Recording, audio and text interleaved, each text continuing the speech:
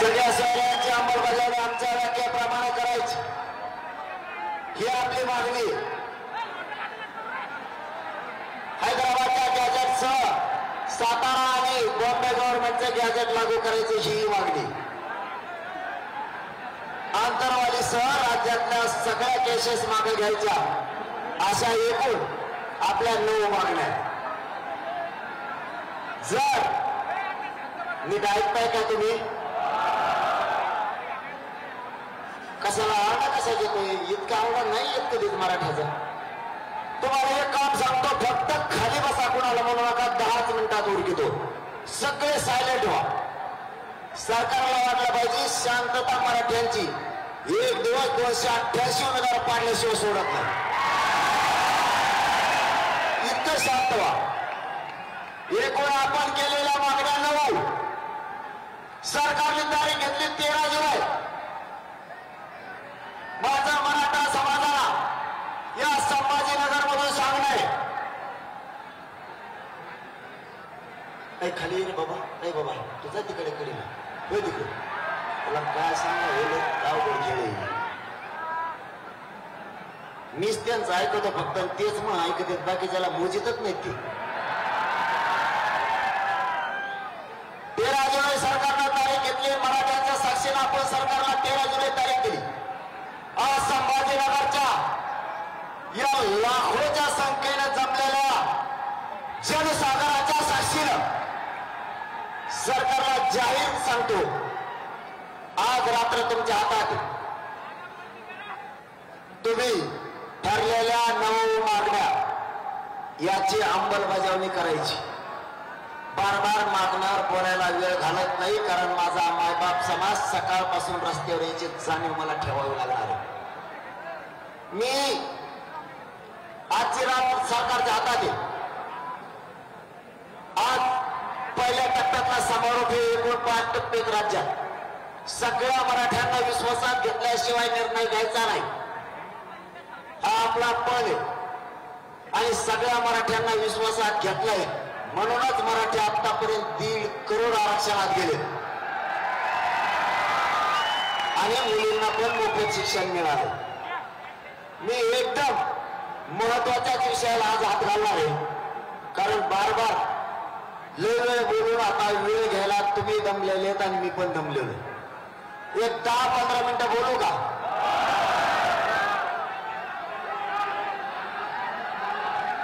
रातभर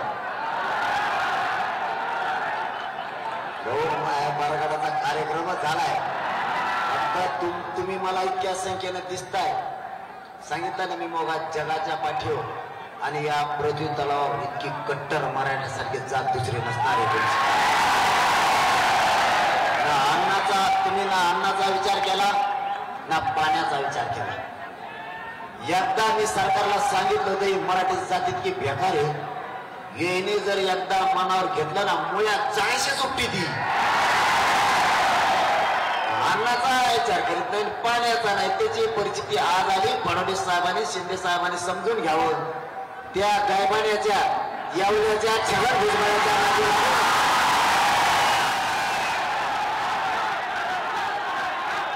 त्या गायबाण्याच्या नादी लागून तुमचे सगळे पक्ष बंद पडते ना सत्ता बी पुढं. त्याच्यामुळे त्याच्या नादी लागू नका. आपले आणखी 2-4 टप्पे आपल्याला तातडीनं आता ओळखायचे, तातडीनं ओळखायचे. कारण मी आज 13 तारीख आहे. उद्या मी आता उठाच येत नाही मला, कारण मला उद्या दुपारूनच मला वाटतं रिंगण सोहळ्याला तिकडच्या सोलापूर जिल्ह्यातल्या बांधवांना मला दर्शनाला बोलवल्यामुळं वाखारी, बरोबर ना, वाखरीला रिंगण सोहळ्याला दर्शनाला जायचं. माऊलीच्या, तुकोबारायांच्या, जगद्गुरु तुकोबारायांच्या, विठुरायांच्या, ज्ञानेश्वर माऊलींच्या दर्शनाला जायचं. त्याच्यामुळं मला उद्या 12 वाजता निघायचं. हे का सांगतोय पुढे आल्यावर तुमच्या लक्षात येईल मला काय सांगायचं होतं. म्हणून सांगितलं शांतचित्तानं ऐका, कार्यक्रम लवकर संपवायचा.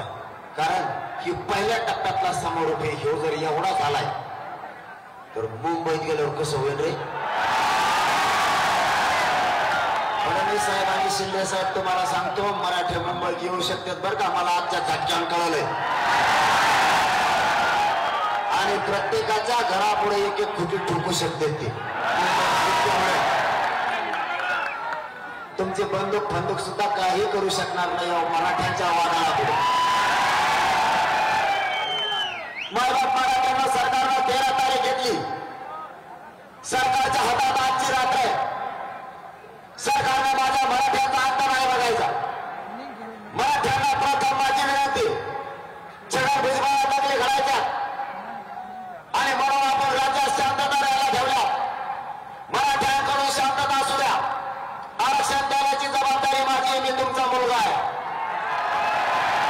तुम्ही फक्त शांत राहा. शांततेचं युद्ध कोणालाच पेलणार नाही. जसे संभाजीनगर आला याच ताकदीनं शांततेत घरापर्यंत आपण प्रत्येकाला घेऊन जायचंय, स्वतः जायचंय. कुणा काडी सुद्धा मोडली नाही पाहिजे, ही मराठ्यांची जबाबदारी.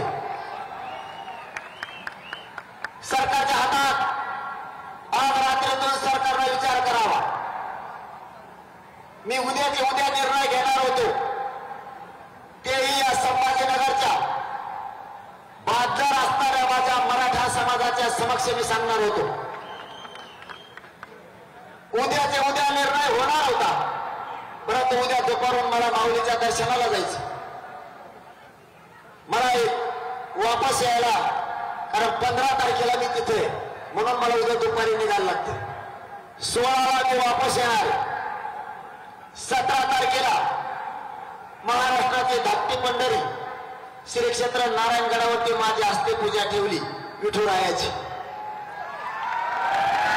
त्यामुळे माझा 17 तारीख पण गेली. 18 आणि 19 दोनच दिवस माझ्या हातात आहेत. सरकारने जर, मी आणखीनही सांगतो, मला राजकारणात जायचं नाही, माझ्या समाजाला पण जायचं नाही. आमचा आग्रह एवढाच आहे, आम्ही ओबीसी आरक्षणात येत. आम्हाला आमचं आरक्षण द्या. आम्हाला तुमच्या राजकारणाशी देणं घेणं नाही. म्हणून मी आज संभाजीनगर मधून जाहीर सांगतो, जर तुम्ही आज रात्रीत नाही दिलं, कारण मी 2-4 दिवस बाहेर असल्या कारणानं पुन्हा मी 20 तारखेला स्थगित केलेलं अमर उपोषण हे आंतरवाली सुरू करतोय आणि कठोर करतोय. आता मेलो तरी मग हटणार नाही, पण मराठ्यावर गुलाल मी टाकणार आहे. दुसरं सांगतोय, माझ्या पुढे दुसरा पर्याय नाही. मला मराठ्यांची शक्ती व्हायला घालायची नाही. मला वाईट पाऊल उचलायचं नाही. तुम्हाला याला जोडून सांगतो, 20 तारखेला याला जोडून सांगतो ना पुढे, ते ऐका मग तुमच्या लक्षात येईल. तुमच्या लक्षात येईल मी काय सांगतो, ऐका ना. अगोदर ऐका, नंतर नाही म्हणा. अगोदर तुम्ही ऐका आणि नंतर नाही म्हणा. उपोषण करू नका तुम्ही, म्हणा पण पुढचं ऐका. 20 तारखेला स्थगित केलेलं आमरण उपोषण सुरू होणार, पण पुढं काय सांगतोय ते ऐका. 20 तारखेला मराठ्यांनी 288 उमेदवार उभा करायचे का पाडायचे, हे 20 तारखेला. मी काय सांगतोय ते आधी सविस्तर ऐका, नंतर तुम्ही नाही म्हणले तर मी तुमच्या शब्दाच्या पुढे जात नाही, पण आधी व्यवस्थित ऐका.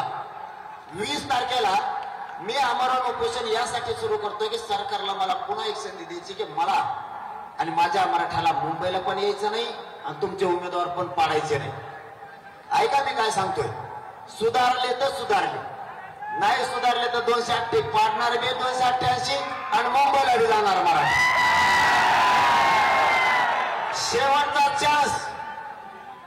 तुम्ही नीट ऐकून घ्या. फक्त तुमच्या घाई गडबडीमुळे माझा मराठ्याच्या हातात मला पावर ठेवायची, गोरगरिबाच्या राज्याची पावर मला माझ्या मराठ्याच्या हातातच ठेवायची, ती दुसऱ्याकडे मला जाऊ द्यायची नाही.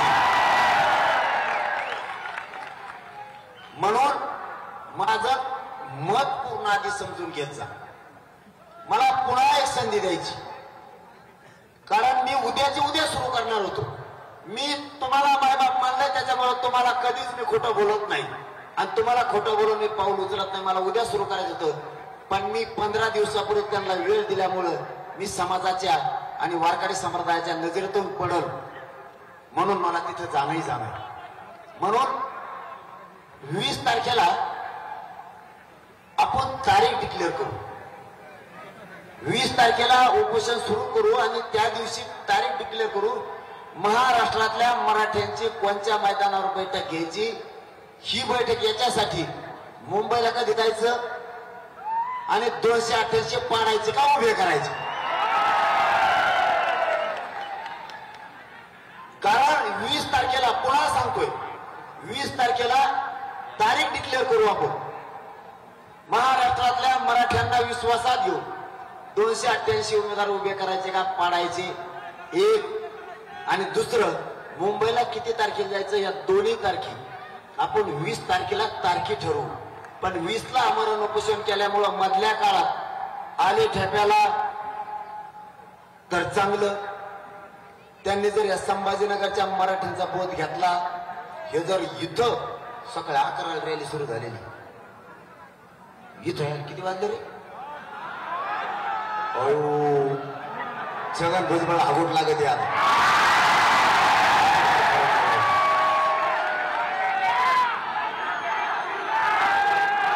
आता कार्यक्रमात झाला ते झोपत आहे नाही. आता आषाढाच्या आधीच सणाला लागत त्याला.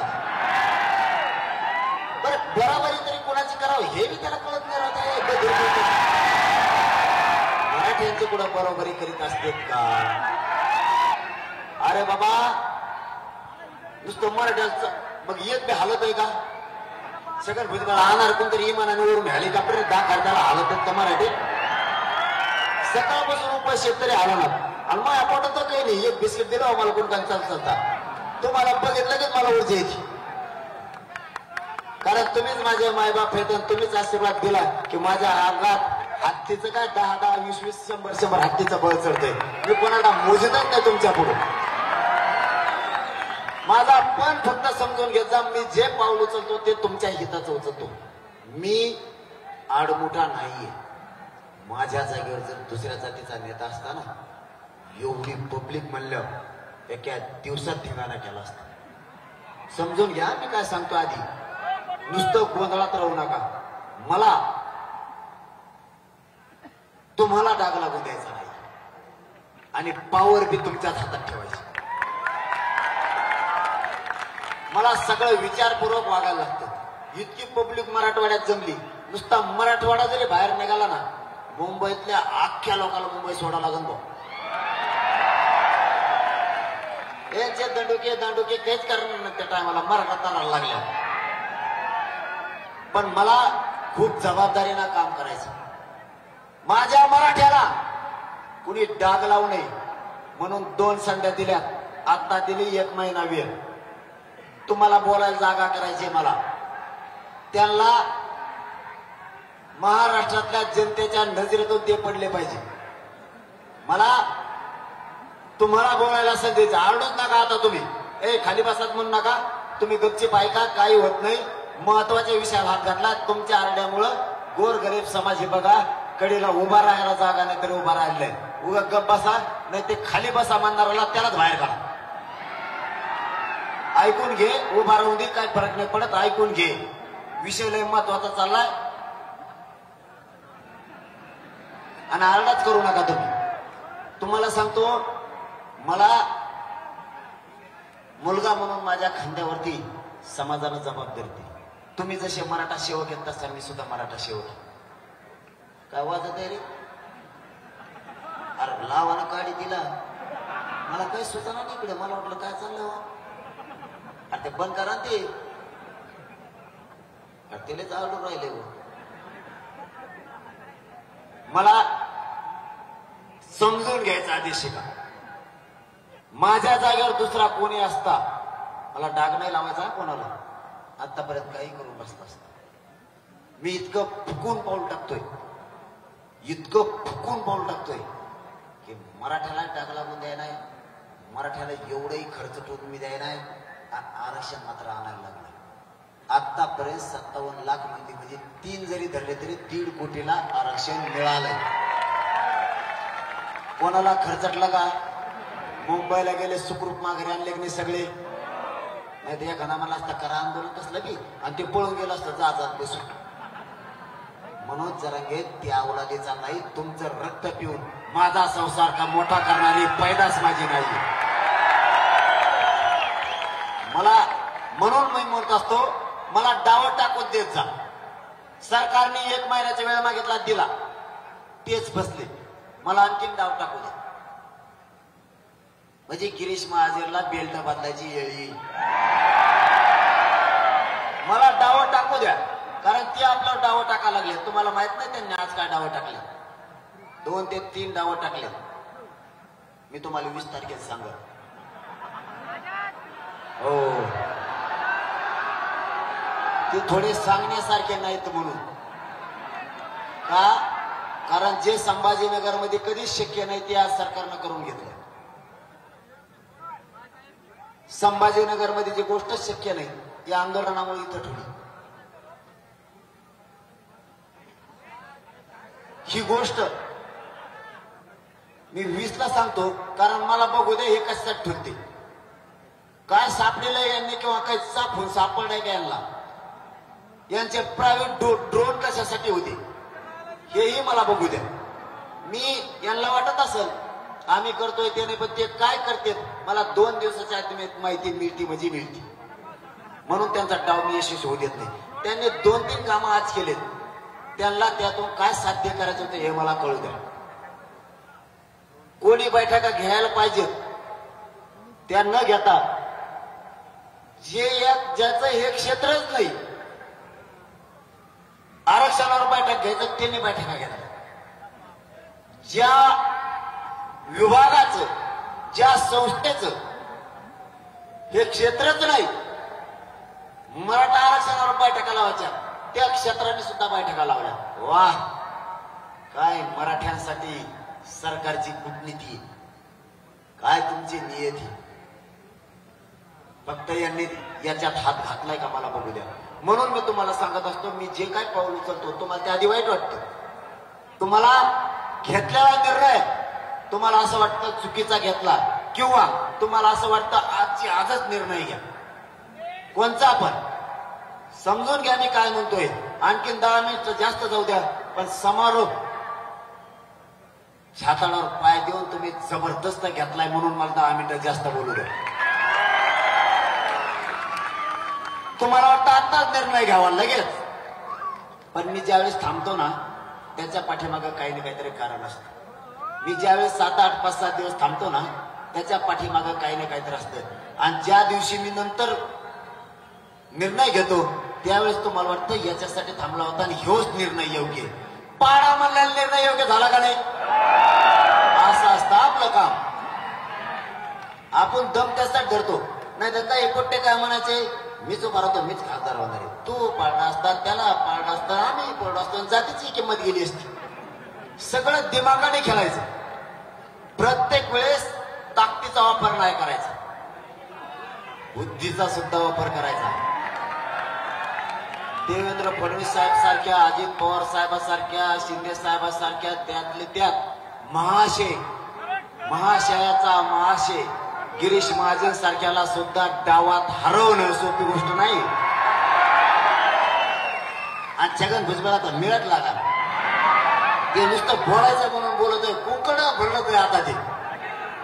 त्याला नाही जाणाराच इतकं निशाण घ्यायला लावले, तिथून पुढे नाही एवढ्याला एक गोळी.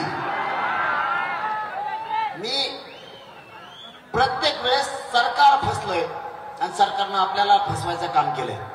मायबाप हो, त्यांनी जे मला समजेलं होतं ना, आता त्यांच्या लक्षात आलं त्यांनी जे मला समजेलं होतं तसं हे पोरगा नाही. म्हणून मला वेळ देत जा, मी करत तुमच्या हिताच्या गडबडीत. पाय जर गळात फसला ना तर निघणार नाही आई मावल्याने. एकदा जर गळात पाय फसला आणि वाट सोडून जर पाय पडला ना तर समाज फसला, तर मी स्वतः मला आयुष्यभर माफ नाही करणार. मी स्वतःच मला आयुष्यभर माफ नाही करणार, कारण मला तुमच्या जीवावरती काही कमायचं नाही, पण मला तुमच्या योगदानाचा बदला असा घ्यायचा की तुमचे सगळे पोरं, कोटीना लेकरं तुमचे मराठ्यांचे मोठे झाले पाहिजेत, हे स्वप्न साकार करायचं. होऊ द्या काय टाइम व्हायचा ती 40 वर्ष दिलंच नाही लढणारा म्हणा किंवा सरकारनं म्हणा. आता 10 महिन्यात काही ना काहीतरी मिळालंय ना. 2 गोष्टी मिळून दिल्या. 3. पहिली, सरकारला विचारलं खऱ्या नोंदी किती सापडल्यास सांगा. सरकारनं प्रोसिडिंग बुक दिलं. ते म्हणले 54 लाख नाही सापडल्या, 57 लाख मराठ्यांच्या नोंदी सापडल्या. एक काम झालं. 57 लाख एका नोंदीवरती 70 ते 50 पर्यंत एका नोंदीवर प्रमाणपत्र निघते. आपण 3च धरा. 57 लाखाला 3 जर म्हणलं तरी 1.5 कोटी मराठ्यांना आजच आरक्षण मिळालं. एक काम झालं. दुसरं काम, आपल्या जातीला लय खालच्या दर्जात जाऊन बोलायचे. खेकडेवणे अवलादी, एक होत नाही, एकामेकाच्या टंगड्या ओढीती. आता कशी मराठ्याची जाती एक झाली, टंगडी धरून आपली ती.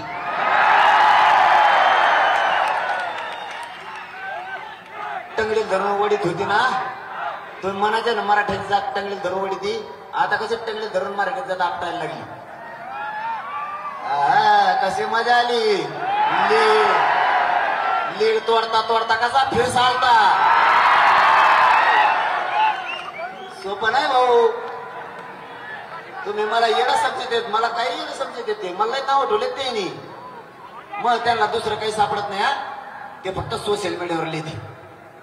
मला येड छगन भुजबळ म्हणतो 4थी नापाशी. मी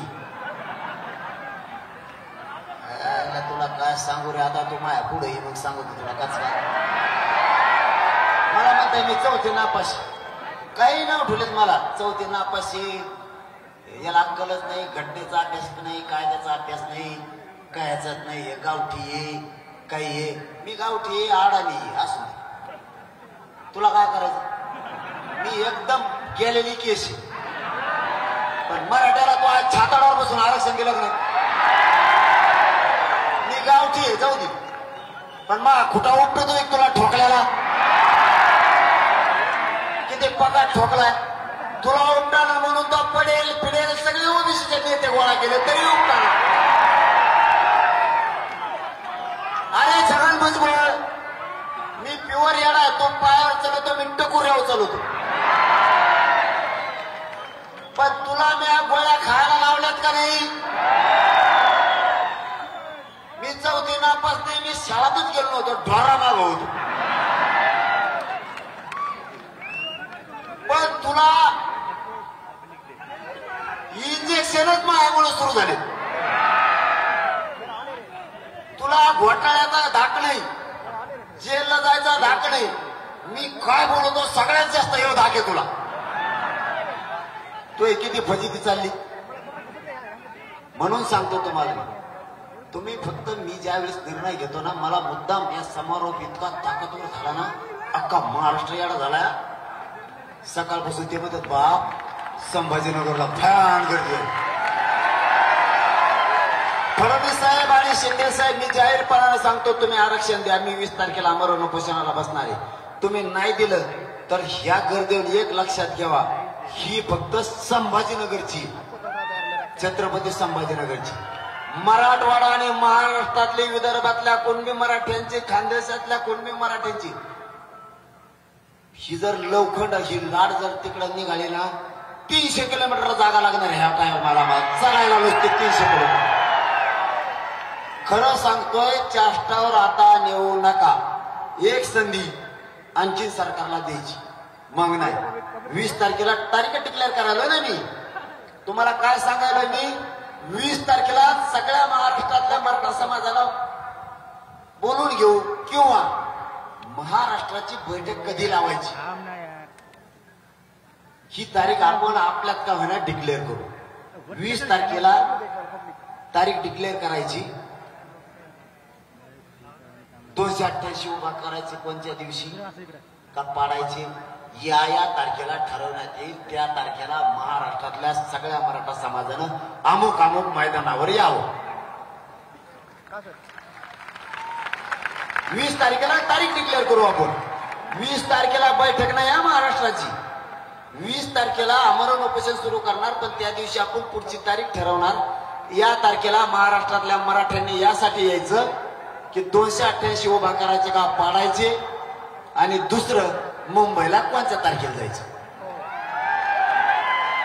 2 तारखे 20 तारखेला आपण ठरवू. त्या तारखेला महाराष्ट्रातल्या सगळ्या मराठ्यांनी यायचं. एकदा जे ठरलेलं आहे त्याच्यात फिरून बदल नाही. जसं मी पाडा म्हणायचा बदल केला नव्हता तसा बदल नाही. बसणारे टेकणार खाली उंची 5 मिनिटं कोपऱ्या कापऱ्याला करायला जागा त्याला. छगन भुजबळ नाही का आता कोपऱ्या कापऱ्यात जागा केली इकडे जागा करायची शिका. आपल्या मायबाप मराठ्यांनो, आपल्याला न्याय लोक हे नाही देणार. पण एक काम चांगलं झालं, भाजपमधल्या सामान्य मराठ्यांच्या लक्षात आलं ज्यांना आपण मोठं केलं ते आपल्या लेकराला आरक्षण नाही देत. शिवसेना राष्ट्रवादी काँग्रेसमधल्या असणाऱ्या सामान्य मराठ्यांना वाटलं आता मात्र हे आपल्याला आरक्षण देत नाही, त्यापेक्षा हे विरोधक नको आणि महायुती पण नको, आपल्या लेकराच्या बाजूला राहायचं. हे काम खूप चांगलं झालं. दुसरी गोष्ट सांगतो, काल जे 17-18 आमदार निवडून आले विधान परिषदेला, हे सगळेचे सगळे बावळे मराठ्याचं मतदान घेऊन निवडून आलेले बर का.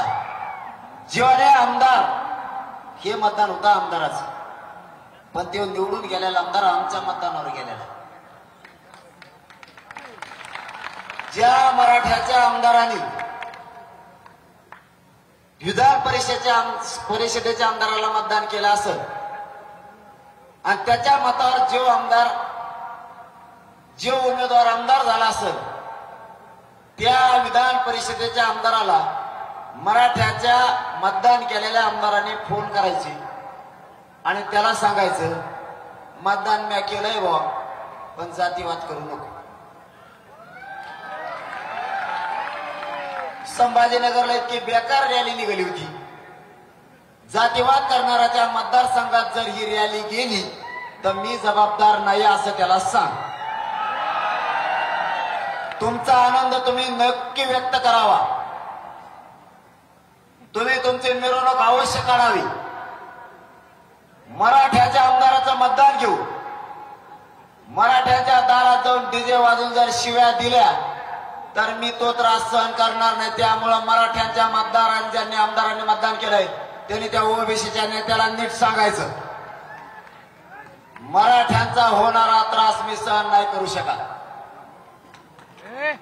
आणि मराठ्याचं मतदान घेऊन जे विधान परिषदेवरचे आमदार झालेत त्यांनी जर त्रास दिला तर ज्या मराठ्याच्या आमदारानं त्याला मतदान केलं होतं त्याला पहिलं आम्ही पाडणार. आता जाहीर संभाजीनगर मधून सांगतो, कारण कोणत्या विधान परिषदेच्या उमेदवाराला कोणत्या आमदारांनी मतदान केलंय ती मला आज 9 वाजता यादी येणार आहे. आपलं तर कचका असतो, आपण मीडिया समोर सांगत असतो.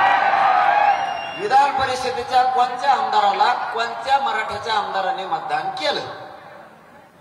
जर ओबीसीच्या मराठ्याच्या मतावर निवडून आला आमदाराच्या आणि मराठ्यांच्या गोरगरिबाला तो ओबीसीचा नेता मराठ्याच्या आमदाराच्या मतावर निवडून येऊन त्रास देणार असला तर मतदान करणारा मराठ्याचा आमदारच पाडून टाका.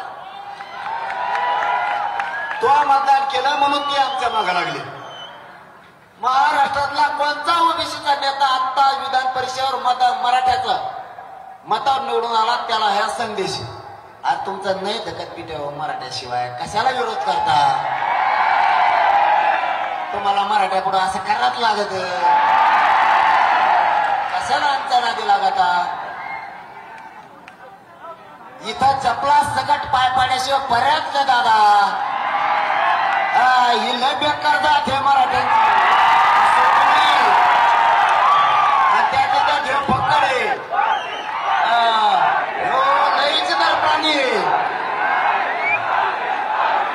नेत्यांचा मी होतच नसतो.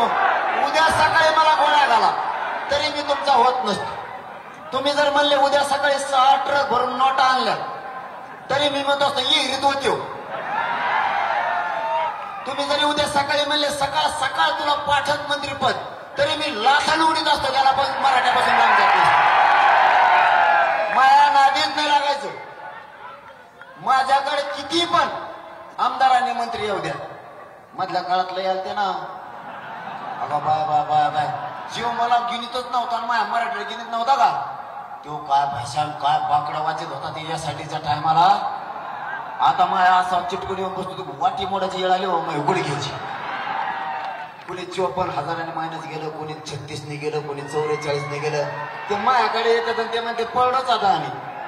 हा तो नारायण कोचेचा दमच खात नाही. तेव्हा म्हणतो एवढा माझा पडला म्हणलं मी तो पळलोच. मग आता 20 तालच आवडला मग खेळच पांगळा. मग आपल्या नादी लागलं का असं होत असतं, सोपं नाही. म्हणून मी कसले नेते येऊन माझ्याजवळ बसले, तुम्ही शंका घेऊ नका फक्त. आता ते मी काय करू त्याला येऊ नको म्हणलं तर ते म्हणतो तुम्हाला शेद्याच्याच द्या बाबा येतो. आता काय बोलू, आणि मी चुकल्यावर शेद देतो असा नाही देतो, पण खपा खप देतो. मी विचारत नाही करीत. माझ्या आई बहिणीपेक्षा माझ्या मराठा समाजापेक्षा मला कोणी मोठं नाही. मी फक्त इज्जत माझ्या मराठा समाजाचीच करतो, बाकीच्यांची करतो, पण माझ्या समाजाच्या विरोधात जाणाराची नाही करत. मी सगळ्या जाती धर्माची इज्जत करतो, पण माझ्या समाजाला त्रास देणाऱ्याची इज्जत मी नाही करत. मला माझ्या समाजापेक्षा मोठं कोणीच नाही. आणि काय गरज आहे बरं कोणाची? एकटाच 50-55% मराठा आहे, सगळ्याची पाठ पुरतो. काय गरज आहे कोणाची? फक्त यांनी जी वस्तू आम्हाला हातात घ्यायची ती घ्यायला लावून, ती का मराठीने हातात घेतली रे बाबा. अरे तू बांधावर मी भेट, बांधावर मी ठोक, मग नाही आवड असतंय ते, त्याला काहीच सतत नाही. आणि नाही आमच्याकडे तर कशाचीच गरज नसतं, हात जरी खाली केला तरी हातात येते. त्याच्यामुळे मराठ्यांना आम्हाला त्या वळणावर जायचं नाही. तुम्ही आणू पण नका. तुम्हाला म्हणून सांगतो मी की मला वेळ गरजेचं असतं. मी शेवटचं टोक गाठत नाही. तुम्हाला माहिती आहे जातीवाद काय असतं? एका 5 मिनिटात तुम्हाला सांगतो. मराठ्यांचे अधिकारी आहेत ना, त्यांना काय भाषा सुरू आहे माहितीये का? आता नाही, 4-5 महिन्यापासून नाही. आधी काय भाषा होती? एखाद्या मराठ्याच्या अधिकाऱ्याकडे गेले, हे दुसरे गचपाणी, तू मराठ्याचा आहे म्हणून काम करीत नाही का? आमचं घ्यायला देण्याचं दडपण. ते बिचारा तेच आहे. मराठीची जात मागं नव्हती, मराठीची जात एक नव्हती, ते घ्यायचं. त्याला करायचं नसलं तरी काम करायला लागायचं, एवढी दहशत. मग कोणत्या क्षेत्रातला अधिकारी असू द्या मराठ्याचा, 2-3 क्षेत्र आहेत त्याच्यात धरा. डॉक्टराकडे जाणार, मराठ्याचा म्हणून बिल कमी करे ना काय, वावर घेऊ ना बिल भरणा बिल त्याच. वकिलाकडे बी एखादी केस केली का मराठ्याचा म्हणून इतकी फी मागवतो काय, काय गेलता मग तिकडे दुसरीकडे मरणा. ही असली साडेसाती. मराठ्याला कुणी दिसला, मराठ्याचा नेता दिसला ना, बाहेर राहतो मराठ्याचे मंत्री झाले म्हणून मग काम करेन नका. त्यात मराठ्याचा काय संबंध रे? तुमचे मंत्री झाले, आमदार झाले का म्हणलं का मी? तू त्या जातीचा आहे म्हणून झालं का? 25-25-30 वर्ष माझ्या मायबाप मराठ्याने सगळ्या जातीचे लोक निवडून दिले. मराठा म्हणला का कवा तुम्ही त्या जातीचा आहे का म्हणून केलं का? आणखीन म्हणला नाही. यांना एक खोड लागली म्हणून तुम्हाला 2-3 कामं सांगतो. इथून पुढं मराठ्यांना गोरगरीब जर कोणी अडचणीत आणायला लागलं ना, बघ्याची भूमिका घ्यायची नाही. सगळ्यांनी त्याच्या मदतीला जायचं. अजिबात अन्याय सहन करायचा नाही. मी काय तुम्हाला दांडे घेऊन त्याच्या अंगावर जा नाही म्हणलो, भांडणं नाही करा म्हणलो. त्याला जर कोणी अन्याय करत असलं तर समोरून मोटरसायकल घेऊन चाललं तर जागेवर ब्रेक मारायचा आणि त्याच्या मदतीला जायचं. गप म्हणायचं त्याला काय त्रास देऊ नको, माझाच भाऊ येतो. हे आपल्याला सपोर्ट करावा लागणार आहे. भांडण नाही करायचं. तुम्ही नुसते उभा राहा, सगळी दहशत बंद होती. तुम्ही न उभा राहिल्यामुळे यांचं साधार लागलं.